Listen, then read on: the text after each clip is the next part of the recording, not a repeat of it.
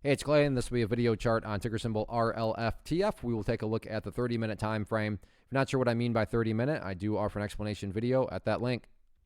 Well, big pullback today, and updates certainly need to be done. First thing I'm going to do is actually just get rid of that line up there. Sure, that level pertains, but as of right now, it's not relevant. And from the presentation standpoint, I don't want to risk causing clutter and confusion because there's lines everywhere you look. So let's try to keep this analysis as clean as possible. But the first update is just based on a foundational rule in charting, and that rule states that when levels of support are broken and closed below, they tend to act as resistance. So if there is any sort of attempted movement back to the upside, public enemy number one, that first key level that'll need to be broken, sits right there at 0.042. So keep a close eye on that. If 0.042 can be broken, the next area after that would then be up there around the 45-cent mark.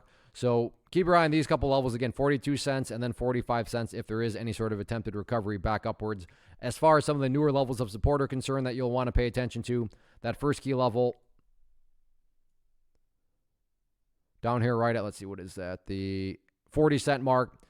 Price did temporarily actually, spike down below there, but to give the bulls credit, that didn't last very long and the price quickly snapped back above it. So that's good to see. But 40 cents is going to be that near-term level that, preferably speaking, you certainly want to see hold strong. In the event 40 cents cannot quite hold up, next, actually, let me squeeze down the chart to offer up a bit more context. There we go.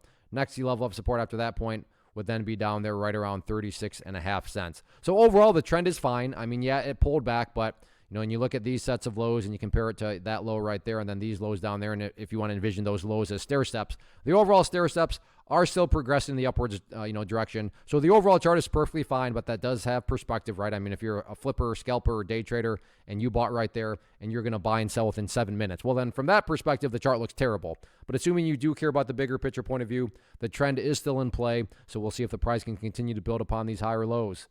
First off, thanks so much for watching the entire video. Real quick, before you go, I want to invite you to a live webinar, web class, training, workshop, online event, whatever you want to call it, but it will be me live revealing to you what I've discovered that has allowed me to transform myself from being an employee to being my own boss, including how I had only one losing day out of 73 days in total. I'm going to cover 3 keys that have helped me unlock profitable consistency within the markets.